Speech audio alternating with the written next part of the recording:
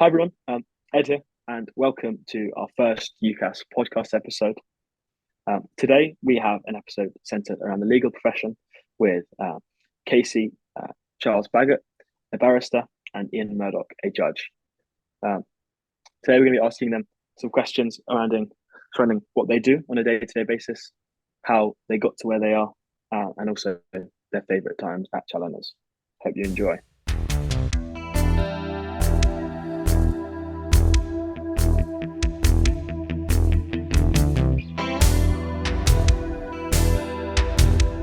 Okay. Thank you both for being here, of course. My first question is, I'll start with Charles. What is your job, and how would you describe it in 3 words? Okay, so I'd probably describe it as mouthpiece for others. So I'm a King's Counsel barrister, and I specialise in medical cases. So that looks like doing clinical negligence, lots of work for the NHS, representing doctors where things have gone wrong with medical procedures, and also serious injury cases. And I'm joint head of chambers in my barrister's chambers, which is called Gatehouse Chambers in London. So about 100 of us there who practice in a variety of areas of civil practice. And chambers is really a sort of collective of barristers who are all self-employed but share premises and staff and facilities. And I'm also a part-time judge. So some of the time I sit as a judge in civil cases in the High Court and also in the criminal court. So doing jury trials in the Crown Court, do that about 6 weeks of the year. So that's me. Amazing, thank you. And Ian, ask you the same question. What's your job and how would you describe it in 3 words? Well, I'm a circuit judge based in the county court. I do civil work and what's called court of protection work. My job in 3 words is listening, analysing and deciding. So I will listen to erudite arguments put forward by people like Charles. I'll have to consider the evidence and how that fits in with the case that's being presented. Look at the law and decide what the law is and how the law impacts upon my analysis of the evidence that's been put before me. I only do civil work, so I don't do any criminal work, unlike Charles. And I also do, as I say, this thing called court of protection, which is dealing with cases for those people who don't have capacity themselves. A classic example would be an elderly person who can't decide whether they should live at home or in a nursing home. And if there's a dispute, that sort of dispute will come to me and I will help reach a decision that's in that person's best interest. Amazing. The judicial systems never sounded so interesting. So Charles, go back to you. What does a day at your current job look like on a day-to-day basis? I suppose one of the best things I would say about my job or my role is that no 2 days look the same. So there's an enormous amount of variety. I'm not necessarily even in the same place. So whilst you think of a barrister traditionally going to court, that is part of what I do, and I do represent people in court, but there's lots of other things as well. So a lot of my cases involve expert evidence from medical specialists and others. So I'll often be having meetings where I meet eminent professors in neurology or different areas of medicine to talk about cases. I might also then be advising a client about a case, either in a meeting or in writing, draft legal documents. A lot of my cases don't end up at a formal trial because you get to a point where you can discuss it with the other side, and we try to reach a settlement outside court. So we will have some form of negotiation where we'll try to talk about the different aspects of the case and see if we can reach a resolution of the issues to try to bring things to a close. Sometimes those cases involve an overlap with the work that Ian's described, because many of my clients or cases I'm involved in involve people who don't have mental capacity. So those individuals, if they're bringing a claim because, for instance, they may have been injured at birth and they've got a brain injury, they might have cerebral palsy, the court will then get involved once a settlement's been reached, to see if it approves that and to protect the interests of that individual and how their damages payment might be managed in the future, because it could be a huge sum of money to last them a lifetime of care needs, etc. So I'll do all of those sort of things, and also get involved in some outreach work. So that might be doing careers events, that might be encouraging people who might not think of a career in the law at all to think about it and to try and diversify the legal profession and make sure that it's something that's open to everyone who's got the aspiration to do it and the skills. And do you need medical training at all to go into getting like a medical law field? For you to practice in medical law, do you need to study anything? Do you need to get anywhere to decide to specialize there? Or is that something you can just decide and then go into? Well, it's a great question. Probably with the benefit of hindsight, I wish I had got some medical training, and there are lots of people who do the area of practice I do who have been doctors. I mean, they must be gluttons for punishment, because they've done the long training to be a doctor. Some of them are even become consultants and then think, I know what I'll do. I'll retrain to be a barrister. So there are quite a few people who work in that field who have a medical training or have worked in some field of clinical practice. I haven't, but so I've had to sort of learn the hard way and try and get, for a particular case, you have to sort of become a specialist in that particular part of the body or that particular aspect of medicine, and get your experts to help you to understand often really complicated concepts. But that's what I find fascinating. It's a real privilege to do those cases and learn all about those sort of things. That's great. And Ian, what does the current day at your job look like? A typical day for a county court civil judge is you go to court in the morning, you go into a smaller room called chambers, where you'll be presented with files of work to have a look at first before your court case begins. It's always called box work because traditionally it arrived in a box, although it no longer arrives in a box. It arrives on files and more on screen. And there will be things that require a judge's input. Can this case be adjourned? This case is going off the rails, and the parties have produced some directions to get the thing back on track. Can you approve it? Does it need a hearing? And the like. So there's plenty of paperwork to be done. Then I will then read the file for the day ahead, usually the trial bundle, skeleton arguments prepared by the likes of Charles and his opposition, setting out what they say the case is and how they say the evidence supports the case that they've got.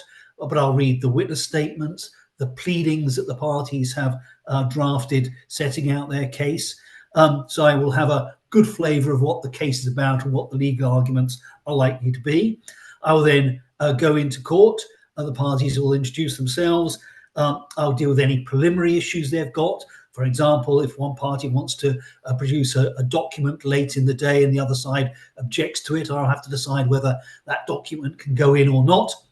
And then I will hear the case. So I'll hear the evidence, hear the parties being cross-examined. I'll take a view as to whether I can believe what that witness is telling me, or whether their evidence doesn't stack up.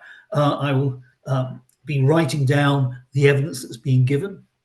I will then hear submissions from the barristers if the parties are represented, or consider the evidence in the round myself. And then my job is to decide what the law is. If there's a dispute as to the law, I will decide what the law is.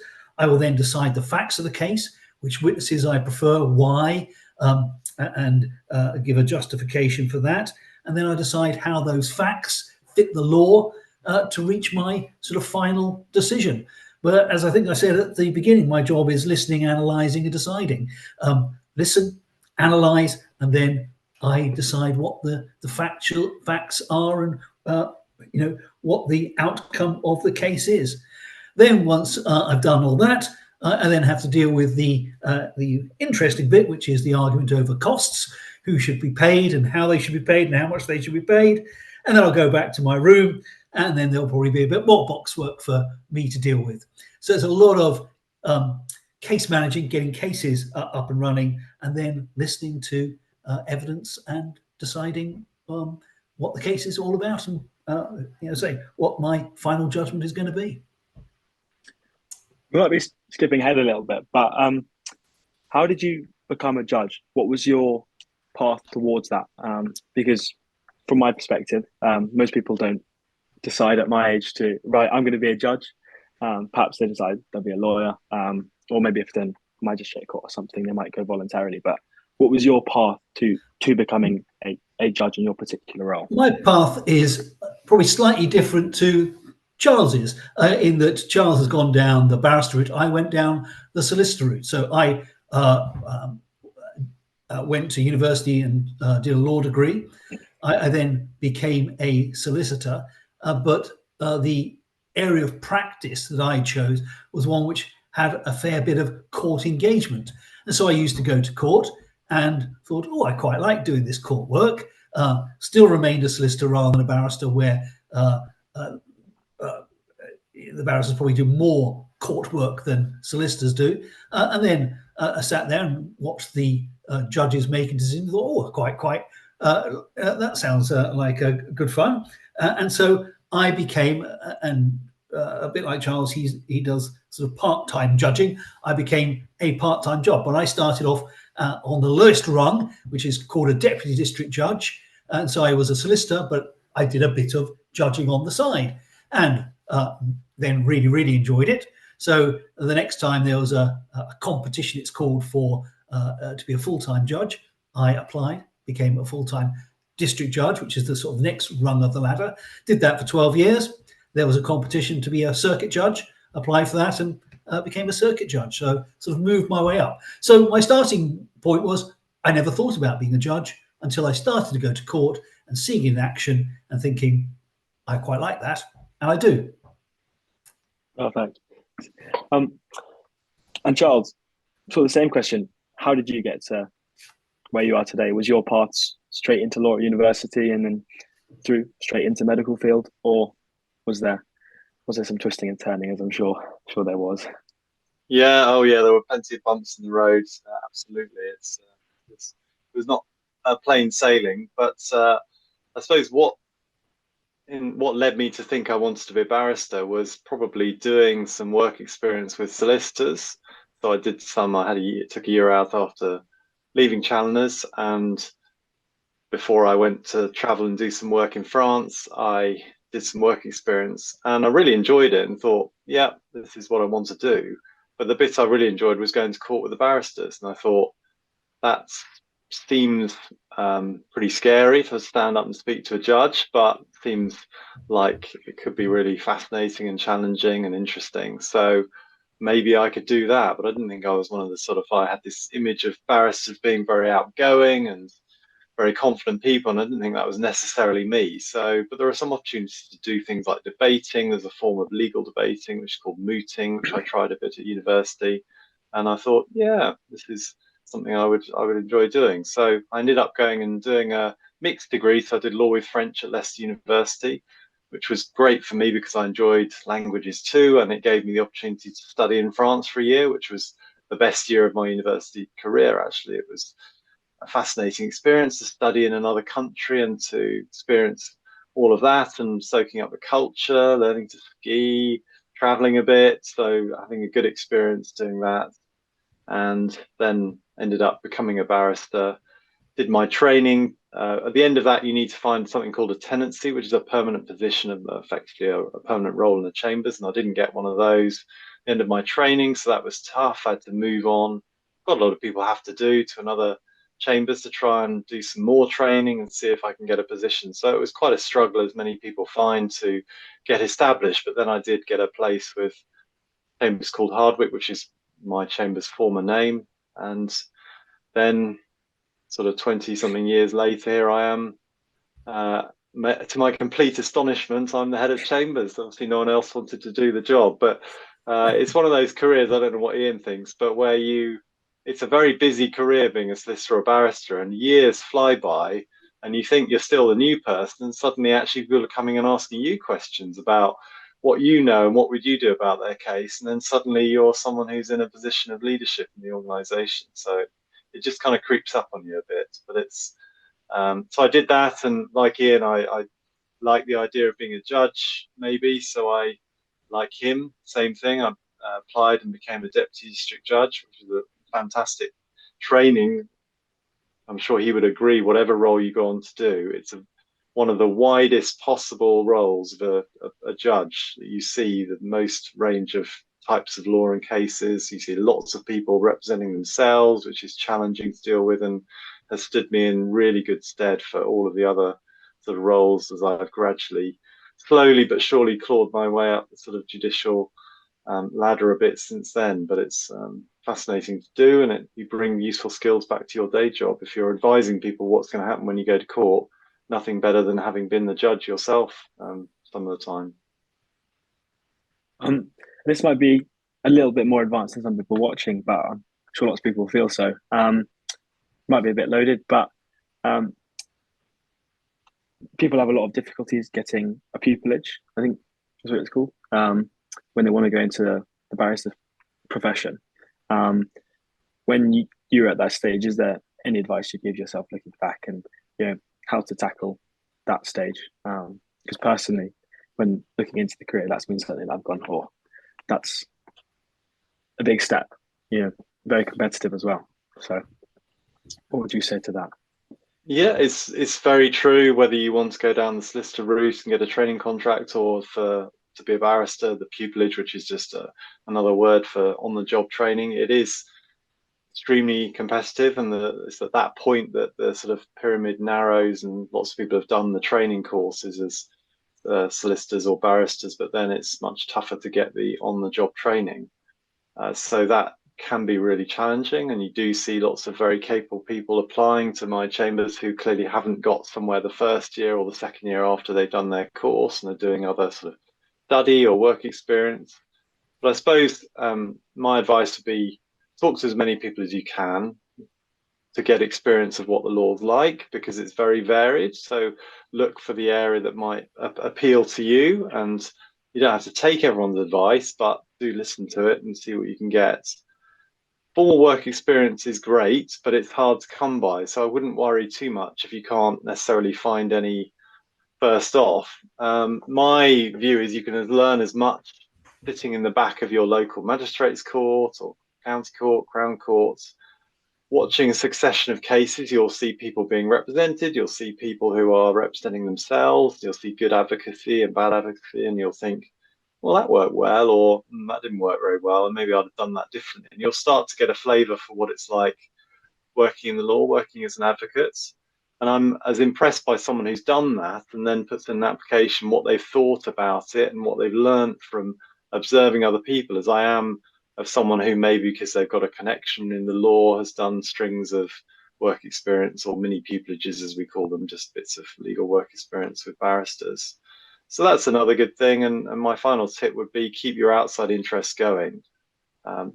Even if you scale them back a bit when you're doing your exams, it's really important to have those interests to keep you grounded, and to have something else, another string to your bow. We're not looking for automatons who sort of wanted to be lawyers since they were born.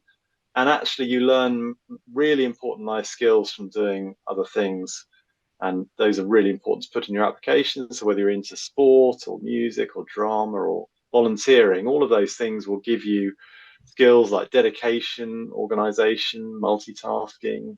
You'll have to have an element of performance or public speaking probably in them, which is great training for overcoming nerves, which is what you have to do. And what I do, I still get nervous when I go to court, but I have learned to channel those nerves into a performance. And those are really useful life skills that you can use to get yourself in good shape for trying to get that elusive pupillage or training contract. I'll have to get my next co-curricular report in assembly. Tell people to do everything. Play music, play sport. I can't give any assistance with regard to pupillages, because of course I went down a different route. But in relation to the solicitor's profession,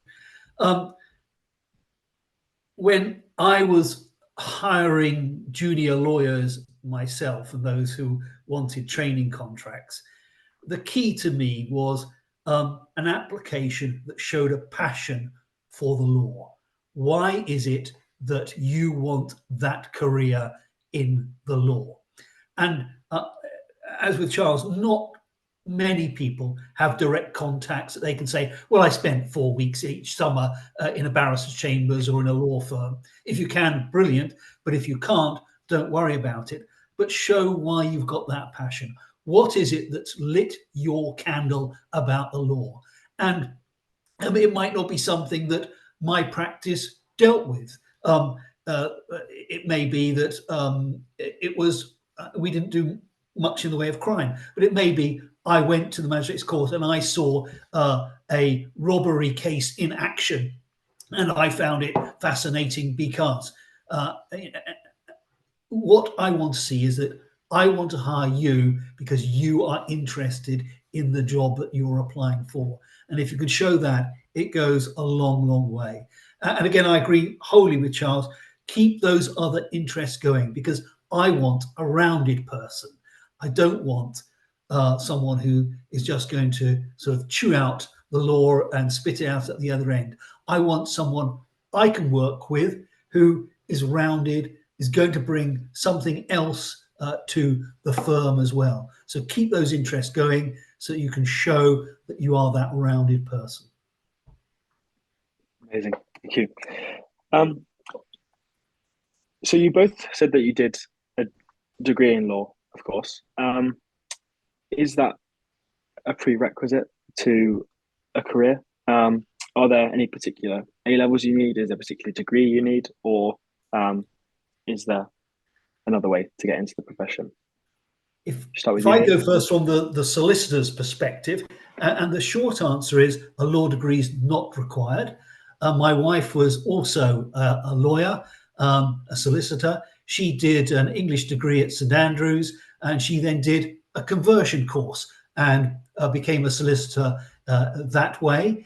She would tell me that I was a fool to do a law degree because she had a great time reading lots of English books, could do a transfer course and get paid far more than I did doing commercial law. So she thinks I was the fool.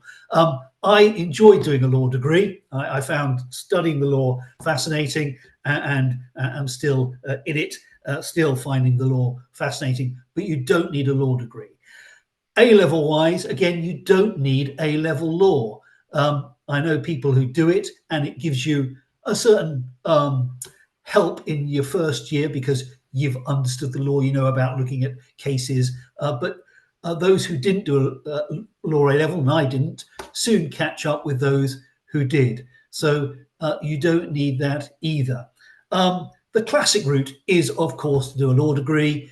For me, in the days when I did it, I then went on to do what's called the Law Society Finals. You could go straight into that. I could then go straight into a training contract, and I was off and running. My wife, who didn't have to do a conversion course, then she had to do the Law Society Finals, then she had to do the training. So it took her about a year longer. But what is that in a career of 30 odd years? It's neither here nor there. So the short answer is no, you don't. Charles? Yeah, I completely agree with what he said. You don't need particular subjects at A-level. That's one of the best things about the law, or even a law degree, to go into the law. And often it's best to just follow your passions, because you'll do best at those subjects you enjoy studying. And for instance, if you want to go into some areas of patent law or intellectual property, so arguing all about, say, working for a drug company where you're looking at their rules around licensing of their new products, you will need to have done a science degree, and so you'll need to have done science A-level. So actually you would do that first and then convert into law, and having another string to your bow, other skills, can be very useful, whether you do a mixed law degree like I did with a language, or many other things you combine it with now, or do something completely different. But look, there's nothing wrong with studying law. It's really interesting, and you're going to be doing that in your career if that's what you want to do. But if you've got some other passion, great to do that as well. And then Dean says you do a conversion course later, and that may make you think, for someone who's at school, well, that's going to extend my training by another year. But let me tell you, and he'll tell you if he disagrees, but I don't know many people who look back and say, I wish I'd started work a year earlier. So if you've got a chance to carry on your studies and enjoy that for a bit longer, why not? long as you can finance it, which I appreciate is a big challenge these days.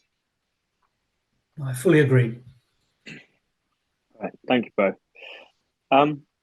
So, little detour, what was your favourite case you worked on? If you can go into that, I'm sure. Yeah, favourite case. Should we start with you, Ian?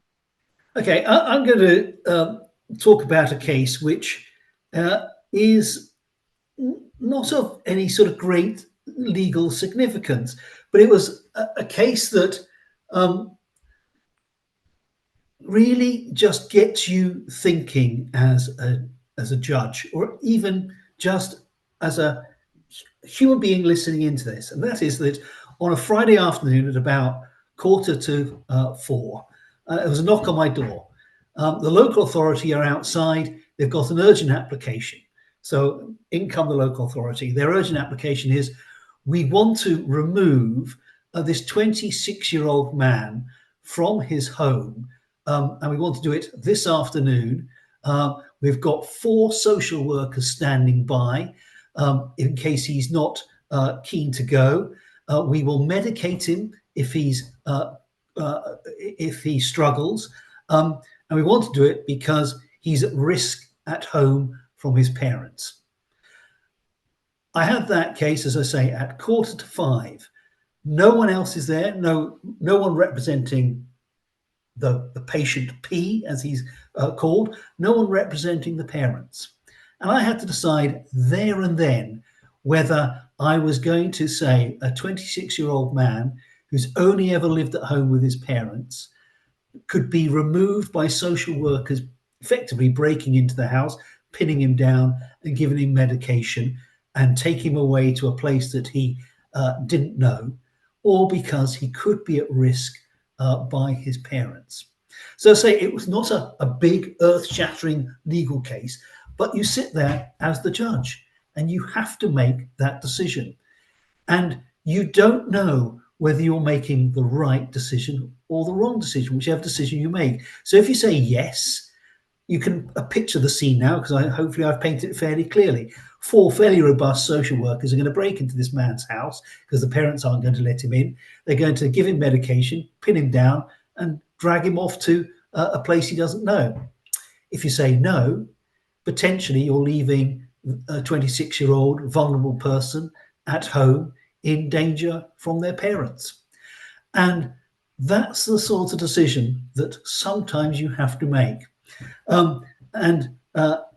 There is, in a way, no right or wrong. There's all you can do is a decision that's going to be the least worst.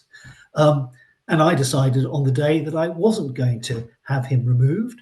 What I was going to do is set the case up for a short hearing very early on the next week, on Monday at 10 o'clock, where someone acting for him and the parents could be there, so I could find out in more detail what the picture was.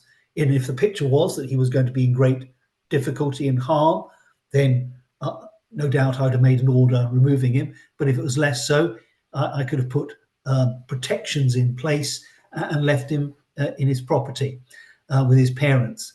In the end, it was the latter of those that I decided on the Monday. But on the Friday, you have that moment where you've got to decide. And as I say, you could make a drastic decision which could impact upon somebody without knowing the full information. So I just use that as an example of the sort of thing that can come through the door. Sounds good.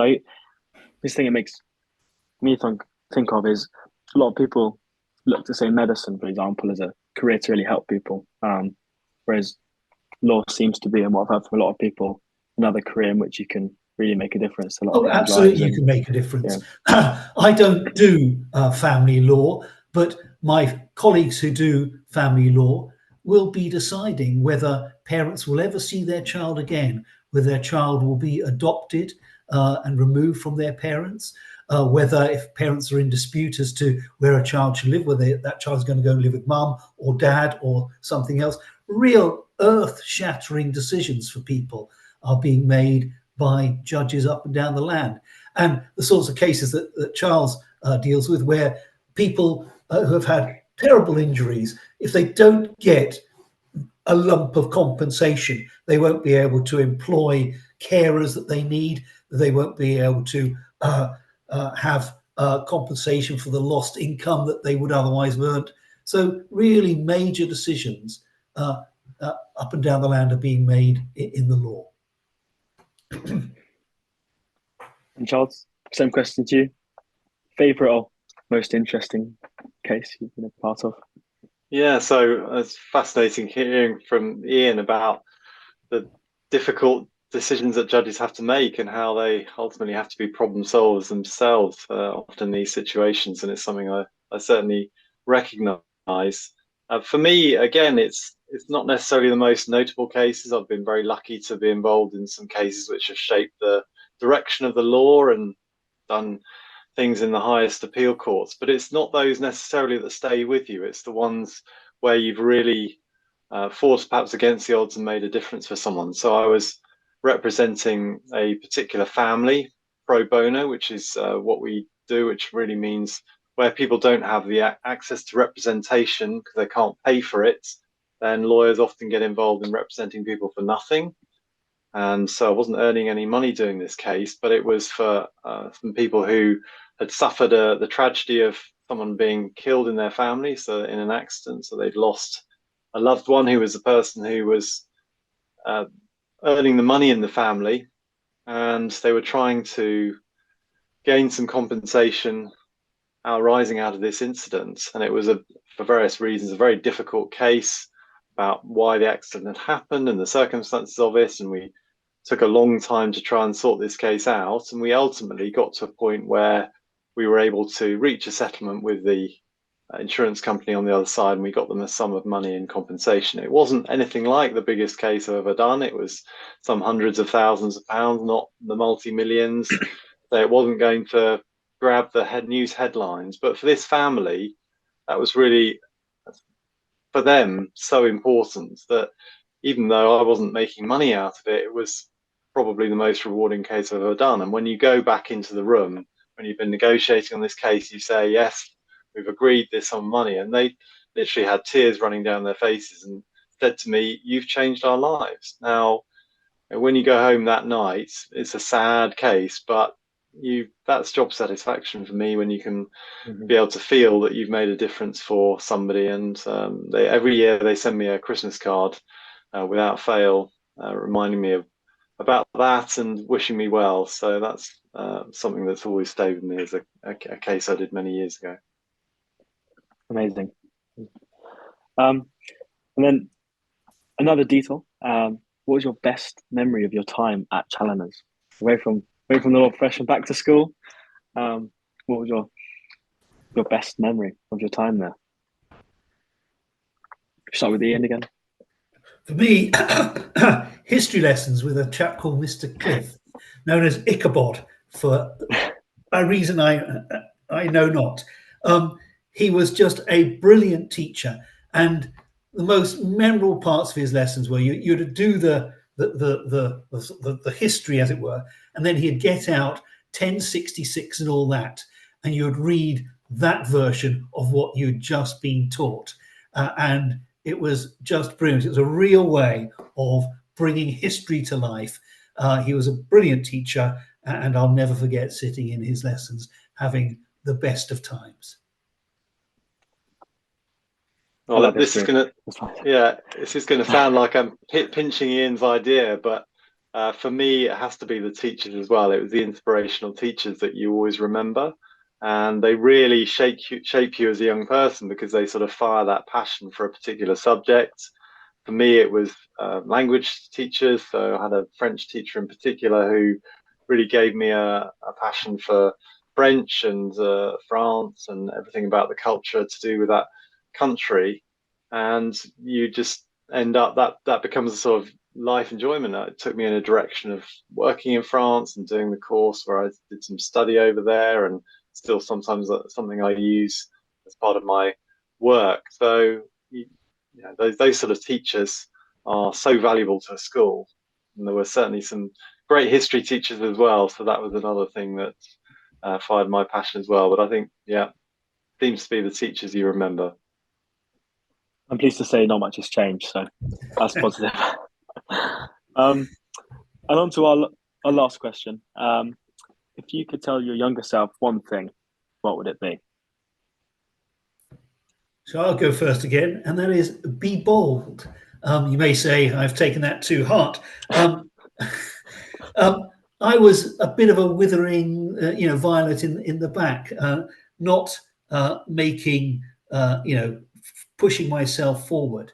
And what I have learned is to be brave. You will make mistakes, but you only learn from those mistakes. If you never try to take the step, you'll never have made the mistake to be learning from. So unless you are brave and bold, you are never going to progress.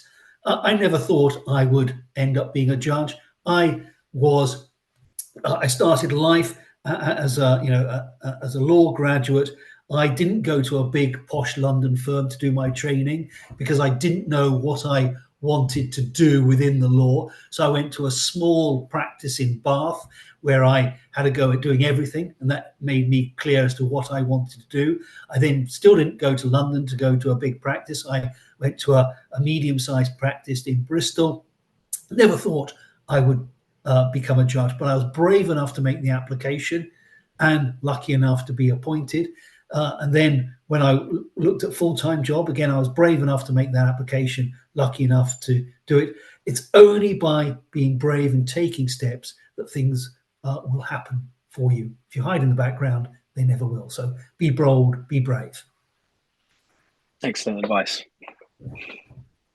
Yeah, I wish I'd heard Ian's advice when I was about his stage, because it sounds like we were quite similar, and I was needed to take some advice like that as well.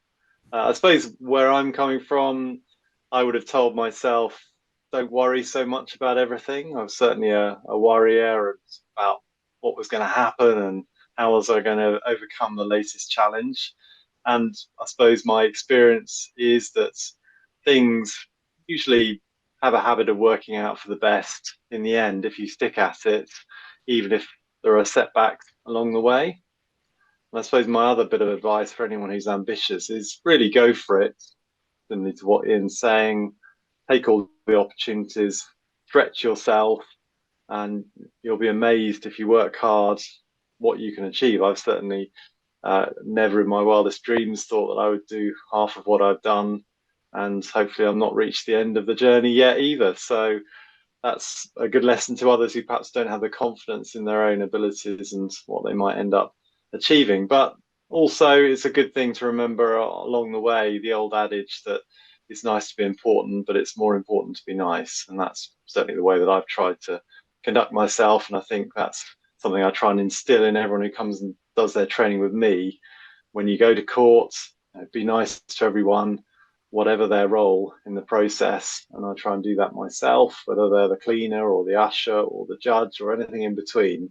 They're all part of a team. They're all doing a difficult job, and they deserve to be treated with respect. And you never know when you might need a favor from them. So treat everyone nicely in life, and that's not a bad way to do it. Amazing. Very good advice to end there.